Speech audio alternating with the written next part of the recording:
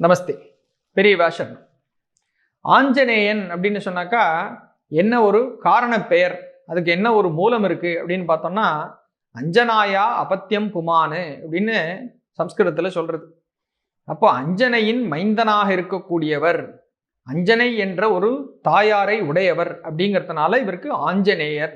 அஞ்சனைங்கிறது முன்னாடி அந்த நீட்டி அஞ்சனைக்கு சம்பந்தமுடையவர், அவளுடைய பிள்ளையாகக்கூடியவர்ங்கிறதுனால ஆஞ்சநேய அப்படின்னு வந்துடுறது. சரி, இது புரிஞ்சுடுத்து. ஹனுமான் ஒன்று சொல்கிறோமே, அந்த நாமாவுக்கு என்ன மூலமாக இருக்கும் அப்படின்னு கேட்டால், நம்ம எல்லாரையும் குழந்தையானா பார்க்குறா பெரியவா, லோக மாதாவாக சாட்சாத் காமாட்சியாக இருக்காளே பெரியவா, நம்மளை மாதிரி இருக்கிற எல்லா குழந்தைகளுக்காகவும் இந்த ஹனுமான் அப்படிங்கிற நாமாவனுடைய விசேஷத்தையும் ரொம்ப அழகாக சொல்லி கொடுத்துருக்கா. இன்னைக்கு விசேஷமாக அது தெரிஞ்சுக்கக்கூடிய பாக்கியம் நமக்கு கிடைக்கிறது. சாட்சாத் பெரியவாளுடைய அனுகிரகம், ஆஞ்சநேய சுவாமியினுடைய அனுகிரகம்னு சொல்லணும்.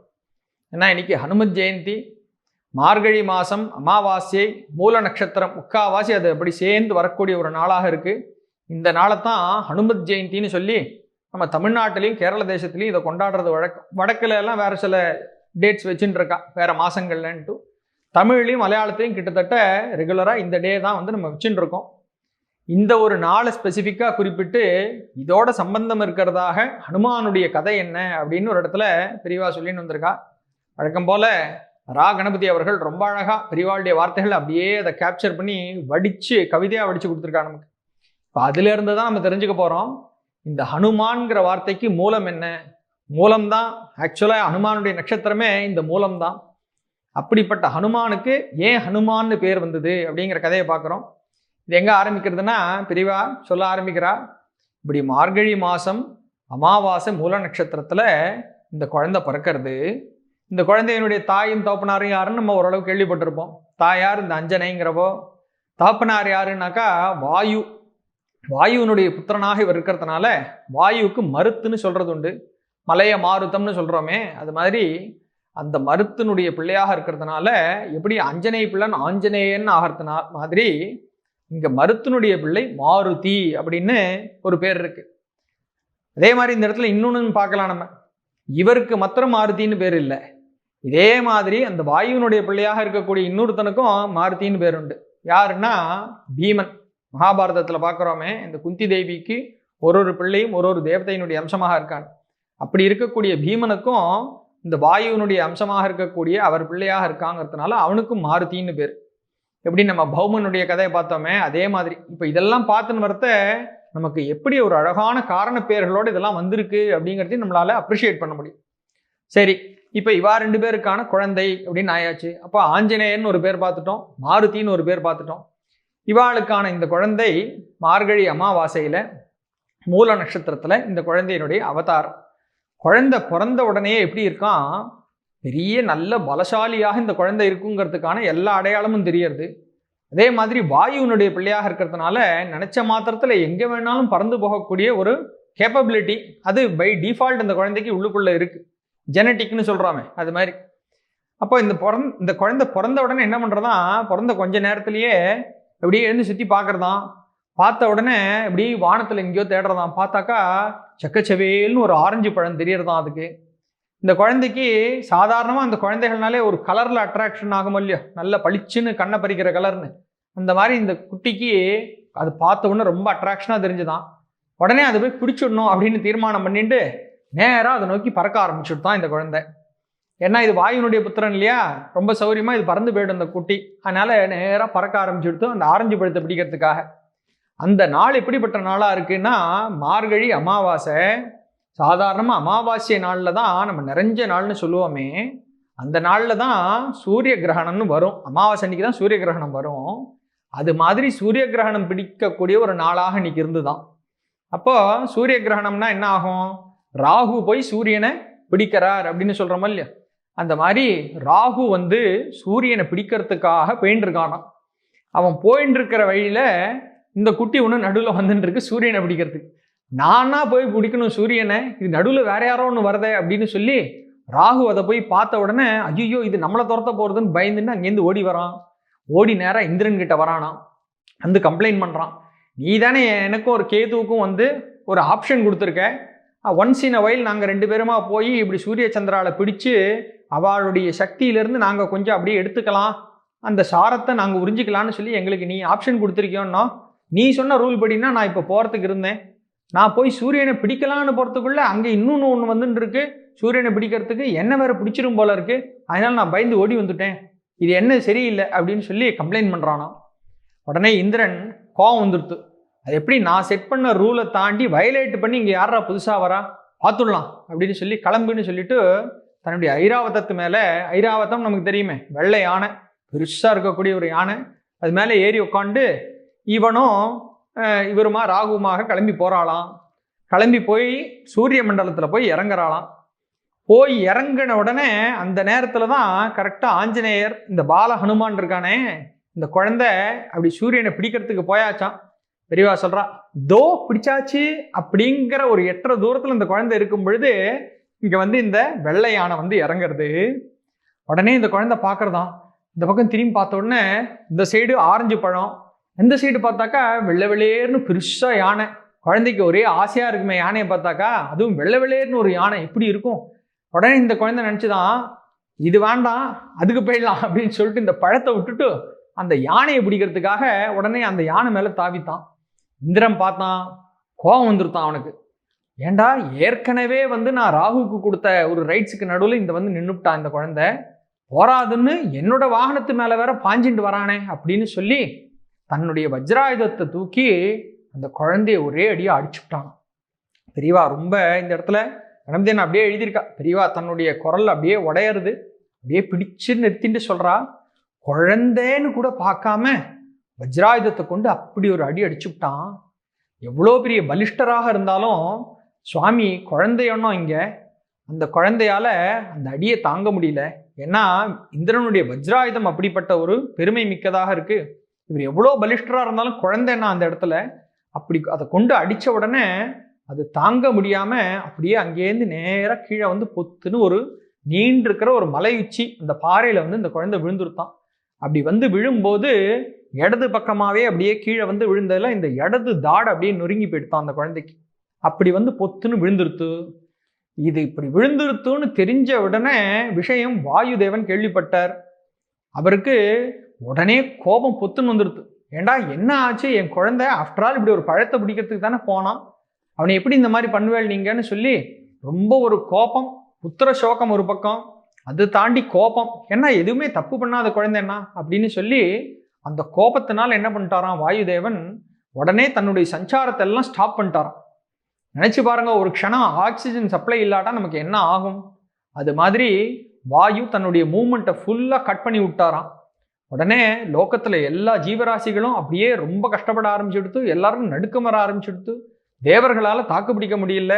எல்லாரும் உடனே பிரம்மாட்ட போய் கம்ப்ளைண்ட் பண்ணலாம், என்ன ஆயிடுதுன்னு தெரியல, இந்த மாதிரி வாயு எங்கேயோ போய் உக்காண்டிருக்கான், எல்லாம் ஸ்தம்பனம் ஆயிடுத்து, வாயு மூமெண்ட்டே காணோம் அப்படின்னு சொல்லி உடனே பிரம்மா எல்லாரையும் தேவர்களை கூட்டிண்டு வாயுதேவன் எங்கே இருக்கானோ அவன் நண்ட வரணும்னு தேடி வந்தாராம். வாயு எங்கே இருந்தான், கீழே அந்த மலைப்பாறை கிட்ட தன்னுடைய குழந்தைய தூக்கி அப்படி மடியில் போட்டுண்டு சோகத்தோடு அப்படியே உட்காண்டிருக்கான். சோகம் ஒரு பக்கம், கோபம் ஒரு பக்கம், எல்லாம் இருக்கு. பிரம்மா வந்து பார்க்குறார். வந்து பார்த்துட்டு, அடடா குழந்தை இப்படி பண்ணிட்டியாடா அப்படின்னு சொல்லி இந்திரனை கொஞ்சம் கடிஞ்சிக்கிற மாதிரி கடிஞ்சுட்டார். கடிஞ்சுன்ட்டு என்ன ஆச்சு அப்படின்னு கேட்குறார். இந்திரன் இந்த பேக்ரவுண்ட்லாம் சொல்கிறான். சொன்ன உடனே, நீ நினச்சா மாதிரி இல்லை, இவனை கொண்டு உங்களுக்கு எல்லாம் ஆக வேண்டியது நிறைய இருக்கு இந்த குழந்தையினால, நீ நினைக்கிற மாதிரி குழந்தை கிடையாதுராது அப்படின்னு சொல்லிட்டு அந்த குழந்தைய தன் கையினால் அப்படி வருடி கொடுக்குறாராம். அப்படி தொட்டு வருடி கொடுத்த உடனே டக்குன்னு எழுந்து உட்காந்துருத்தான் அந்த குழந்தை. முழு புத்துணர்ச்சியோட உத்வேகத்தோட அப்படி பிரம்மா கையினால் தொட்ட உடனே என்ன ஆச்சா, உடம்பெல்லாம் வஜ்ரம் மாதிரி நல்லா அவ்வளோ ஸ்ட்ராங் ஆகிடுத்தான். பெரியவா சொல்கிறா, இந்திரன் கையால் அடிச்சதுனாக்கா வஜ்ராயுதத்தினால் அடித்தான்னு பார்க்குறோம். இப்போ பிரம்மா தொட்டு இப்படி நீக்கி எடுத்த உடனே இவர் உடம்பு முழுக்க அப்படியே வஜ்ரமாக போயிடுத்து. வஜ்ரத்தை தாண்டி ஸ்ட்ராங்குன்னு எதுவுமே சொல்ல முடியாது. அப்போ ஸ்ட்ராங்கஸ்ட் அப்படிப்பட்ட ஒரு தேகம் இந்த குழந்தைக்கு வந்துருத்தோ. வஜ்ர தேகம் பெற்றதனால் வஜ்ர அங்கம் உடையவர்னு சொல்லி வஜ்ரங்கஹா அப்படின்னு சொல்லி அது பஜ்ரங்கி ஆகி பஜ்ரங்கின்னு அவரை கூப்பிட்டு இருக்கோம். இது ஒரு பேர் வந்துருத்தோ. குழந்தை மேலேருந்து கீழே விழுந்துதே, அப்போ இடது தாடை வேற நொறுங்கி போயிடுத்தோ இல்லையா, அந்த தாடை ஒடுங்கி போயிடுத்து, நொறுங்கியாச்சு. இப்போ அது என்ன ஆயிருக்கும்னு நம்ம யோசிப்போமே. பெரியவா அதை கால் அவுட் பண்ணி சொல்றா, அப்போ பிரம்மா இப்படி தடவி கொடுத்ததுனால இந்த குழந்தைக்கு உடம்பு முழுக்க நன்னா சொஸ்தமாச்சு, வஜ்ரங்கியா போயிடுத்து, எல்லாம் நல்லா ஸ்ட்ராங்கா எடுத்து குழந்தை. அப்போ இந்த தாட எலும்பும் சரியா இருக்கணும் அப்படிங்கிறத நம்ம தெரிஞ்சுக்கணும். ஏன்னா எந்த சித்திரங்கள்லையும் சிற்பங்கள்லையும் இடது தாடை நொறுங்கினதாக எங்கேயுமே மார்க் பண்ணலை இது வரைக்கும். அப்போவே குழந்தைக்கு அந்த தாடை அங்கே சரியா போயிருக்கும் அப்படிங்கிறத நம்ம தெரிஞ்சுக்கணும். இப்போ இந்த ஒரு விஷயத்தை நம்ம தெரிஞ்சுக்கணும் அப்படிங்கிறதுக்காகவே இந்த இந்திரன் இருக்கானே, அவன் உடனே ஒரு வரத்தை கொடுத்தானா. ஏன்னா பிரம்மா வேற சொல்லிட்டார், ஃபியூச்சரில் உங்களுக்கு இவனால தான் நிறைய காரியம் ஆகணும்னு. இவாளெல்லாம் தான் வானரங்களாக வரப்போறா, இவாளுக்கெல்லாம் சப்போர்ட்டா லீடராக இவர் தான் நிற்க போறாருங்கிறதுனால இந்திரன் உடனே வந்து, இனிமே என் வஜ்ராயுதத்தினால உனக்கு எந்த பாதிப்பும் வராது, அதே மாதிரி இந்த வஜ்ராயுதம் மாதிரியான எந்த அஸ்திரங்கள்னாலையும் உன்னை எதுவும் பண்ண முடியாதுப்பான்னு வரம் கொடுத்தானா. பாக்கி எல்லா தேவர்களும் அவர் கொடுத்துட்ட, லீடர் கொடுத்தாச்சுன்னா எல்லாம் ஃபாலோ பண்ண வேண்டியதானே. தன் தன் பங்குக்கு எல்லாரும் சொல்லிட்டாலாம். கடைசியில பிரம்மாவும் சொல்லிட்டாராம், என் பேரை கொண்டு இருக்கிற பிரம்மாஸ்திரத்தினாலே உனக்கு எந்த பாதிப்பும் வராதுப்பா அப்படின்னு. அப்ப இந்த நிகழ்ச்சியை ஞாபகம் வச்சுக்கிறதுக்காகவே இந்திரன் இந்த குழந்தைக்கு ஹனுமான்னு ஒரு பேரை கொடுக்குறான். ஹனுன்னு சொன்னா தாடை, ஸ்ரீமான்னு சொன்னாக்கா ஸ்ரீயை உடையவன் எப்படி மகாவிஷ்ணுவை சொல்றோமோ அது மாதிரி இங்க தாடை இழந்தவன் இல்லை, ஒரு தாடையை உடையவன். விசேஷமாக அந்த தாடைக்கு கனெக்ஷன் ஒன்று இருக்குன்னு சொல்லி ஹனுமான்னு சொல்றா பெரியவா. அதே மாதிரி இன்னொரு இன்ட்ரெஸ்டிங்கான ஒரு நாமா ஒன்று கொடுக்குறா பெரியவா. இவருக்கு இருக்கக்கூடியதாக பல நாமாக்கள் நம்ம கேள்விப்பட்டிருப்போம். ஆனால் நம்ம ஜாஸ்தி தெரிஞ்சுக்காத ஒரு நாமா ஒன்று இருக்கு. அதுக்கு அவள் அம்மா சைட்லேருந்து வரணும் அப்படின்ட்டு அந்த அம்மா அஞ்சனை இருக்காளே, அவள் தன்னுடைய பிள்ளையை பற்றி நினைக்கும் பொழுது அந்த பிள்ளை எவ்வளோ அழகான ஒரு குழந்தையா இருக்கு அப்படின்னு அந்த தாய்ப்பாசத்தோடு அந்த குழந்தைய கொஞ்சறாளாம். அப்படி கொஞ்சும் பொழுது தம் பிள்ளை ரொம்ப அழகு அப்படின்னு சாதாரணமாகவே எல்லா தாயாரும் நினைக்கிறதுண்டோ இல்லையா, காக்கைக்கு தன் குஞ்சு பொன் குஞ்சுன்னு சொல்லுவா. இந்த குழந்தை சாதாரண குழந்தையான எப்பேற்பட்ட தெய்வ குழந்தையாக இது இருக்குன்னா நிச்சயமாக கொஞ்சம் தானே செய்வா. அப்போ இந்த இடத்துல பெரியவா சொல்கிறா, இந்த குழந்தை பார்க்கறதுக்கு எப்படி இருந்தாலும் சரி, அந்த குழந்தை அந்த அம்மாவை பொறுத்த வரைக்கும் அது ஒரு குரங்கு முகமாக இருந்தாலும் சரி, எந்த முகமாக இருந்தாலும் சரி, இந்த தாயாரை பொறுத்த வரைக்கும் ரொம்ப அழகான சுந்தரமான ஒரு குழந்தையா இருக்குங்கிறதுனால சுந்தரன்னே தான் இந்த குழந்தைய அவள் கொஞ்சின்னு இருக்கா. இந்த ஒரு விஷயத்த நம்ம மனசுக்குள்ள கொண்டு நிறுத்தணும்னு சொல்லிட்டு தான் வால்மீகி இந்த ராமாயணத்துக்குள்ள வச்சிருக்கக்கூடிய சுந்தர காண்டம்னு ஒரு காண்டம் முழுக்க ஆஞ்சநேயருக்கு தான் டெடிகேட் பண்ணியிருக்கார் அப்படிங்கிறான். வாஸ்தவத்தில் சொல்லப்போனா பெரியவா சொன்னாட்டு தான் இந்த பாயிண்ட்டை திருப்பி யோசிச்சு பார்க்குறோம். சுந்தர காண்டம் முழுக்க டெடிகேட்டட் டு ஆஞ்சநேயர்ஸ் ஹீரோயிக்ஸ்ன்னு தான் சொல்லணும். ஏன்னா சுந்தரகாண்டத்தில் கடைசியில் ஒரு போர்ஷனில் தான் ராமன் உள்ள வர்றார், பாக்கி எல்லாம் ஆஞ்சநேயருடைய பிரபாவம் தான். பெரியவா அதை ஹைலைட் பண்ணி காமிக்கிறா. அப்படி பார்த்தாக்கா வாஸ்தவத்தில் அந்த காண்டத்துக்கே வந்து ஆஞ்சநேயர் பேர்லேயே ஒரு மாருதி காண்டம்னோ ஒரு ஆஞ்சநேய காண்டம்னோ பேர் வச்சிருக்கலாம் தான். ஆனால் வால்மீகி மகர்ஷிக்கு நன்னாவே தெரியும், ஆஞ்சநேயர் ரொம்ப ஹம்பிளா இருந்துட்டு ராமதாசனாக இருந்த ஒரு டிவோட்டி. அவருடைய அதாவது ஆஞ்சநேயருடைய பேரையே ஒரு காண்டமாக இங்க ராமாயணத்தில் நடுவில் வச்சாக்கா அவருக்கு பிடிக்காதுன்னு இவருக்கு தெரியும். ஆனா அட் த சேம் டைம் கொஞ்சத்துக்கு கொஞ்சமாவது அவரை பத்தினதுன்னு நம்ம தெரிஞ்சுக்கணுங்கிறதுக்காக அந்த அழகா சுந்தரங்கிற ஒரு வார்த்தையை தூக்கி இங்க உள்ள வச்சுட்டு அந்த தாயார் பிள்ளையை பத்தி எப்படி நினைச்சுட்டு இருந்தா, சுந்தரன் கொஞ்சிருந்தாலே அந்த சுந்தரன்கிற நாமாவை இங்க வச்சுட்டு சுந்தர காண்டம்னு அழகா இங்க பேரை கொடுத்துட்டார் அப்படின்னு இதுக்கு ஒரு அழகான ஒரு பெயர் காரணம் கொடுக்குறா பெரியவா. சரி, இப்படி இருக்கக்கூடிய ஆஞ்சநேயரை நம்ம எப்படியெல்லாம் பார்க்குறோம், இந்த சுவாமி எப்பேற்பட்ட மகத்துவம் வாய்ந்தவராக இருக்கார் அப்படின்னு சொன்னாக்கா, அனோரணீயான் மகதோமகியான் அப்படின்னு சொல்றது உண்டு வேதத்தில். இந்த பரமாத்மா எப்படி இருக்கான்னா அணுவிற்குள் அணுவானவனாக இருக்கான், பெரிதினும் பெரியவனாக இருக்கான். அப்போ நம்மளால எடை போட முடியாது இந்த சுவாமி எப்படி இருக்கான்னு சொல்லி. அப்பேற்பட்ட ஒரு பிரபாவம் இந்த ஆஞ்சநேய சுவாமிக்கும் அப்படியே இருந்துட்டு இருக்கு. ஆனால் தன்னை ரொம்ப சுருக்கி சிறிய திருவடி அப்படின்னு சொல்ற மாதிரி பெருமாளுக்கு சின்ன திருவடியாக சேவை பண்றவராகவே இருக்கிறவராக அவர் தன்னை வச்சுட்டு இருக்கார். அதிலிருந்தே அந்த ஒரு வினயம், அந்த ஒரு ஹியூமிலிட்டி, அந்த ஒரு தாசபாவம் இதெல்லாம் நம்ம அப்படியே ஆஞ்சநேயர்கிட்ட நம்ம ஸ்வீகரிச்சுக்கணும் அப்படின்னு பெரியவா நமக்கு சொல்லி கொடுக்குறா. மற்றவா நம்மளை சிறுமைப்படுத்தி சொன்னாக்கா தட் இஸ் ஹியூமிலியேஷன். நம்மளை சிறுமைப்படுத்தி வச்சுட்டோம்னா தட் இஸ் பீயிங் ஹம்பிள் அப்படின்னு இந்த டிஃபரன்சியேஷன் காட்டுறா பெரியவா. அப்போ எல்லா விஷயமும் தெரிஞ்சவனா இருந்தாலும் நம்மளே சுருக்கிண்டு நமக்கு ஒன்றும் தெரியலைங்கிற ஒரு பாவத்தோட தாசனாவே இருந்துட்டோம்னாக்கா பீயிங் ஹம்பிள் அப்படிங்கிற ஒரு பாயிண்ட் இருக்கே, அதுவே எல்லாத்தையும் விட பெரிய மகத்துவமான கீர்த்தியை கொடுக்கும் அப்படிங்கிறதாக சொல்லின்னு கொடுக்குறா. இப்போ இப்படிப்பட்ட ஆஞ்சநேயரை நம்ம ஸ்மரிக்கக்கூடிய ஒரு ஸ்லோகம் ஒன்று இருக்கு. புத்திர் பலம் யசோதைரியம் நிர்பயத்துவம் அரோகதாம் அஜாட்யம் வாக்பட்டுத்வஞ்ச ஹனுமத் ஸ்மரணாத் பவேத்து அப்படின்னு ஒரு ஸ்லோகம். பெரியவா இந்த ஸ்லோகத்தை கனெக்ட் பண்ணி ரொம்ப அழகான இன்னொரு கதையை சொல்றா. இன்னைக்கு அந்த கதையை பார்க்கறதுக்கு இருக்கும். இந்த ஸ்லோகத்தினுடைய சாரமான அர்த்தம் என்ன?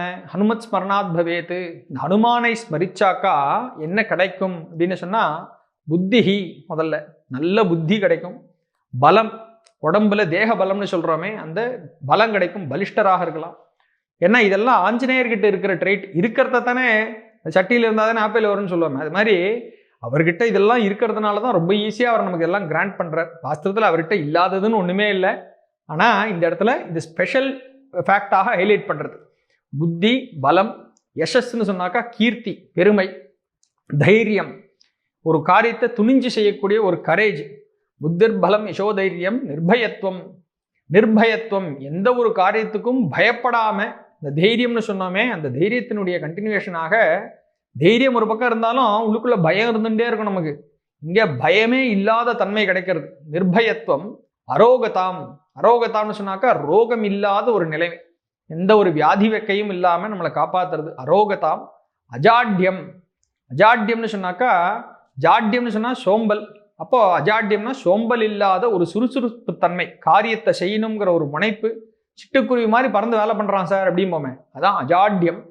வாக்பட்டுத்துவம், நல்ல பேச்சு திறமை, வாக்கு சித்தி அப்படின்னு சொல்றோமே அப்படிப்பட்ட ஒரு பேச்சு திறமை. இதெல்லாம் கிடைக்கிறது எதனால? ஹனுமத் ஸ்மரணாத் பவேத். இந்த ஹனுமான் ஒருத்தரை ஸ்மரிச்சாலே போறோம், இப்பேற்பட்ட சக்திகள்லாம் விசேஷமாக அவருடைய அனுகிரகத்தினால கிடைக்கிறது அப்படின்னு சொல்லின்னு வரா. இந்த இடத்துல பெரியவா சொல்றா, ஹனுமான் எவ்வளவு பெரிய பலவானாக இருக்கார், பலிஷ்டராக இருக்காருங்கிறதெல்லாம் நம்ம பார்க்குறோம். இந்த ஹனுமானுக்கு எப்படிப்பட்ட தேக பலம் மாத்திரம் இல்லை, புத்தியிலையும் அப்படிப்பட்ட பலம் இருக்கு அப்படிங்கிறத தெரிஞ்சுக்கணும்னு தேவர்களுக்கு ஒரு ஆசை வந்துதான். இந்த விஷயம் எங்க சொல்றா? பெரியவா முதல்ல சொன்னாலே சுந்தரகாண்டம். இந்த சுந்தரகாண்டத்துல முதல் சர்க்கத்துக்குள்ள இருக்கக்கூடிய ஒரு விஷயம் வால்மீகி ராமாயணத்துல அப்படியே அழகா கொடுத்துருக்கு. பெரியவா அதை ரொம்ப அழகா நமக்கு கதையா சொல்லி கொடுக்குறாரு. இப்போ தேவர்கள், தேவரிஷிகள், இவாளுக்கு எல்லாருக்கும் இது ஒரு ஆசை. அதாவது சுவாமி எதையாவது ஒரு லீலையை பண்ண வச்சு அதை உட்காந்து பார்த்துருந்தா தானே நமக்கு மனசுக்கு ஒரு திருப்தி கிடைக்கிறது. அந்த மாதிரி ஒரு லீலை பண்ண வைக்கணும்னு சொல்லி இவ ஆசைப்பட்டாலாம். அப்போ ஹனுமான்கிறவர் எப்பேற்பட்ட புத்திமானாகவும் இருக்காருங்கிறத நம்ம தெரிஞ்சுக்கணும், அதை நம்ம நேரடியாக பார்த்து ரசிக்கணும் அப்படின்னு சொல்லி டிசைட் பண்ணா. சுந்தரகாண்டத்தில் அந்த ஃபஸ்ட்டு சாப்டரில் அந்த சர்க்கத்தில் போகும்பொழுது ஹனுமான் கடலை தாண்டி போகிறார், லங்கைக்கு போகிறார் அப்படிங்கிறது இருக்கு. அதுவும் எப்படி அவர் தாண்டுறாருங்கிறதுக்கெல்லாம் வேற ஸ்லோகங்கள்லாம் அப்படி தாண்டதுங்கிறது ஒரு லீலையா அப்படிங்கிற மாதிரி தாண்டி போனார்னு ஸ்லோகங்கள்லாம் சொல்லியிருக்கு. இந்த இடத்துல வால்மீகி ராமாயணத்துலேயும் பெரியவா கோட் பண்ணுறா, இந்த தேவர்கள், தேவரிஷிகள்லாம் தீர்மானம் பண்ணா இவருடைய புத்தி பிரகாசத்தை வெளியில் கொண்டு வரதுக்கு ஒரு டெஸ்ட் வைக்க வேண்டியது. டெஸ்ட்னா என்ன? இந்த டெஸ்ட்டை வச்சு அவர் எப்படி அதை தாண்டுறாருன்னு லோகம் எல்லாத்துக்கும் பிரசித்தப்படுத்தணும்ட்டு அப்படி டிசைட் பண்ணவாளாக இந்த சமுத்திரம் இருக்க, இவர் தாண்ட போகிற சமுத்திரம், இந்த சமுத்திரத்துக்கு அடியில் ஒரு நாகலோகம்னு இருக்கு. அதில் இருக்கிறவாள்லாம் நாகாள், நாகர்கள் அப்படின்னு பேர். இந்த நாகர்களுடைய தாயாராக இருக்கக்கூடிய சுரசை அப்படின்னு ஒருத்தியை கூப்பிட்டு இந்த தேவர்கள்லாம் முதல்ல பேச்சுவார்த்தை வச்சுக்கிறா. ஏன்னா ஹனுமான் இப்போ கடலை தாண்ட போகிறான், நீ என்ன பண்ணுற, நடுவில் அவர் கிராஸ் பண்ணி வரக்கூடிய ஒரு ஸ்டேஜில் நீ மத்தியில் கடல்லேருந்து எழுந்து வந்து நின்றுண்டு அவர் அந்தண்டை தாண்டி போக விடாமைக்கு நீ பிளாக் பண்ணணும் அப்படின்னு ஒரு அப்ஸ்ட்ரக்ஷன் கிரியேட் பண்ணுறா. இது என்ன சார் நியாயமாக இருக்கான்னு நமக்கு தோணும். ஆனால் ஹர்டில்ஸ் ரேஸ்னாக்கா நடுவில் ஹர்டில்ஸை வச்சு அதை தாண்டி போனால் தானே அவருடைய ஸ்பீடு எப்படி இருக்குன்னு நமக்கு தெரியாது. இப்போ நம்ம அப்படி தானே யூஸ் பண்ணுறோம் ஹர்டில் ரேஸ்லாம். அது மாதிரி இவ ஒரு ஹர்டில் நடுவில் கொண்டு வரா. இந்த சுரசை கிட்ட சொல்கிறா, இந்த மாதிரி நீ நடுவில் வந்து நிற்கணும், நீ ஹனுமான் கிட்ட சொல்லணும், இந்த கடலில் தாண்டி போகிறவா எல்லாரும் என் வாய்க்குள்ளே போயாகணும், அவளை பக்ஷிக்கிறதுக்கு, அதாவது அவளை சாப்பிட்றதுக்கு எனக்கு உரிமை உண்டு, இது எனக்கு பிரம்மதேவன் கொடுத்த வரம் அப்படின்னு சொல்லி நீ ஹனுமான் கிட்ட சொல்லணும். ஹனுமான் எப்படிப்பட்டவன்னு சொன்னாக்கா அவன் தர்மத்தை காப்பாற்றுறவனா இருக்கான். அதனால உனக்கு இது வரமா கிடைச்சிருக்கு அப்படிங்கிறதுனால இந்த வரத்துக்கு அகெயின்ஸ்டாக அவன் எதுவும் பண்ணிட மாட்டான், உனக்கு எந்த ஹானியும் பண்ணிட மாட்டான், பயப்படாத, உன்னை எதுவும் கஷ்டப்படுத்த மாட்டான். ஆனால் அவனுக்கு காரியத்தில் ரொம்ப குறி உண்டு. அவன் முக்கியமாக எதுக்காக போகிறான்? ராமனுக்காக சீதையை தேடி அங்கே தாண்டி போக போகிறான். அவனுக்கு ராமன் மேலே அசாத்திய பக்தி, அசாத்திய சாதக சுவாமி அப்படின்னு அவரை சொல்கிறோமே, அப்படிப்பட்டவன் நினச்சி பார்க்க முடியாத ஒரு காரியத்தை, எது இம்பாசிபிள் நம்ம வச்சுருக்கோமோ அதை ரொம்ப சுலபமாக சாதிச்சிருவான். அதனால நீ இப்படி வழியில நின்று அவனை அப்ஸ்ட்ராக்ட் பண்ணி இப்படி ஒரு கண்டிஷனையும் போட்டேன்னா எப்படி அந்த காரியத்தை அவன் சாதிக்கிறான்னு நாங்களும் பார்க்கணும்னு ஆர்வமா இருக்கும். அதனால நீ அப்படி பண்ணு அப்படின்னு சொல்லி அவளை கிளப்பி விட்டா. அவளும் சரின்னு சொல்லிட்டு ரொம்ப நல்லவன்னு அவளை சொல்றது இங்க ராமாயணத்துல. அவளும் சரின்னு ஒத்துன்ட்டு வந்துட்டா.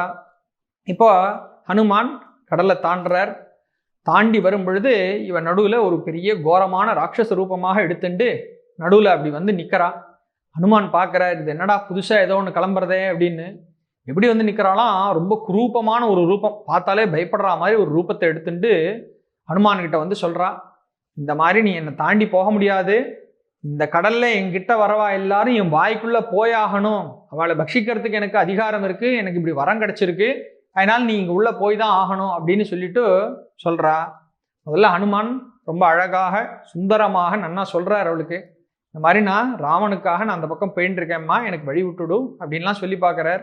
இல்லை அதெல்லாம் முடியாது, இது எனக்கு கிடைச்ச வரம், நீ இதுபடி பண்ணித்தான் ஆகணும் அப்படின்னு சொல்லி இப்போதோ வாயை திறக்கிறேன்னு சொல்லி ஆன்னு வாயை திறக்கிறாளாம். பெரியவா சொல்றா, இந்த வாய் எப்படி இருக்குன்னாக்கா சின்னதா இல்லை, 10 யோஜனை நீளம் 10 யோஜனை அகலம் அப்படிங்கிறா. அப்படின்னா கிட்டத்தட்ட ஒரு 90 மைல்னு வச்சுப்போமே, அவ்வளோ நீளம் அவ்வளோ அகலமா. இந்த ஹனுமான் பார்க்குறாரு என்ன பண்ணுறதுன்ட்டு. சரி அப்படியா பண்ணிடுவோம் அப்படின்னு சொல்லிட்டு இவரும் எப்படி இருக்காருன்னா நினைச்ச மாத்திரத்தில் ரூபத்தை பெருசாக்கக்கூடியவராக. ராமாயணத்துல ராமனே விஸ்வரூபம் எடுக்கல, ஹனுமான் எடுத்திருக்காங்கிறா பெரியவா, இவருடைய பெருமை. இவர் உடனே அவர் 10 யோஜனைனாக்கா இவர் 20 யோஜனையா வளர்றார், பெருசா அவளோட பெருசா வளர்ந்துடுறார், தாண்டி போயிடலான்ட்டு. அவ உடனே 30 ஆக்கிடுறா, இவர் 40 ஆகிறார், 50 60ன்னு ஏறிண்டே போறது. இது வரைக்கும் 90 யோஜனைக்கு பெருசா போயாச்சு.